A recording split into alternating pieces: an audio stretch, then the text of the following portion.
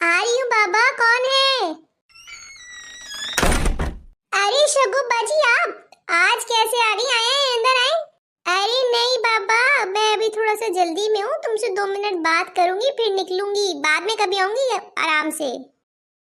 अरे ये क्या बात हुई शगु बाजी, आप कौन सा रोज रोज आती है मेरे घर? बैठे ना, चाय पीते बातें करते। अरे उदास क्यों होती हो? कहा ना आऊंगी आराम से। अभी मुझे तुमसे जरूरी बात करनी थी इसलिए आ गई। मुझसे और जरूरी बात? सब खैरियत तो है शगु बाजी? खैरियत ही तो चाहती हूँ, इसलिए आ जाती हूँ बात करने, मसले को हल करने, समझाने। ओह, तो आप समझी आपकी यूं अचानक आने की वजह। वैसे तो मैं बुलाती रहती तब तो आप आती नहीं, लेकिन आज आप आ गई। क्यों? क्योंकि महल्ले की कुछ औरतों ने की होगी आपसे मेरी बुराई और आपने उन पे यकीन करके आ गई मुझे समझाने, है ना? शगो बाजी, मैं सिर्फ आपको बाजी बोलती नहीं हूँ, दिल से भी मानती हूँ। मुझे लगता था इस कॉलोनी में कोई मुझे समझे ना समझे, मुझसे प्यार करे ना करे, लेकिन मेरी शगो बाजी मुझे समझती है, मुझसे प्यार करती है। लेकिन नहीं, आप भी उन औरतों को सही समझकर आ गई मुझसे हिसाब लेने। देखो शब्दम, मैं किसी की बातों में नहीं आती। तुम्हें यहाँ आए हुए कुछ अरसा हुआ है, लेकिन मैं इस कॉलोनी में 20 साल से रह रही हूँ और 20 साल से इस कॉलोनी के मसले हल कर रही हूँ, इस कॉलोनी के लोगों को जानती हूँ। तो फिर आपके कहने का मतलब तो यही हुआ ना शगु बाजी कि मैं लड़ती हूँ, मैं झगड़ती हूँ, मैं फसादन हूँ? सिर्फ तुम नहीं, दुनिया में हर इंसान के अंदर फसाद होता है, फितरी अमल है। गुस्सा, लड़ाई झगड़ा इंसान को आ जाता है, लेकिन उसको अच्छी तरीके से मैनेज करके चलना होता है। गुस्से को कंट्रोल करना होता है, इमोशंस को छुपाना होता है। लेकिन तुम में तो कंट्रोल नाम की कोई चीज ही नहीं है।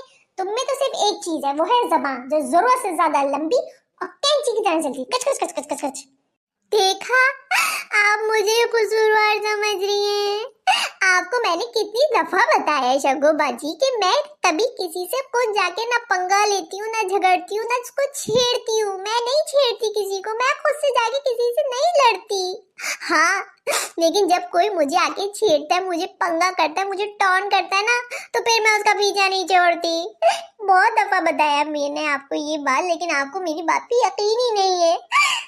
अरे अपनी बात तो तुम्हें याद है, मेरी बात तुम भूल गई। मैंने तुमसे कितनी दफा कहा है, अगर ये महल्ले की औरतें तुमसे पल्लू डाल के लड़ रही हैं, कुछ तंज कर रही हैं, तो तुम छोड़ दो, इग्नोर करो, गुजर जाओ। तुम्हें क्या जरूरत है उनका पल्लू हटा के खुल्लम खुल्ला लड़ने की?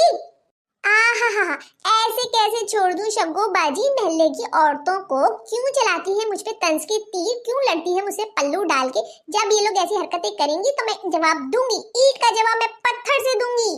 अरे पागल लड़की, यही तो तुम्हें समझाना है कि क्यों देती हूँ उनका जवाब। नहीं दिया करो जवाब, कब तक बोलेंगी? आखिर एक दिन चुप हो जाएंगी ना। हर बात का जवाब देना जरूरी नहीं होता।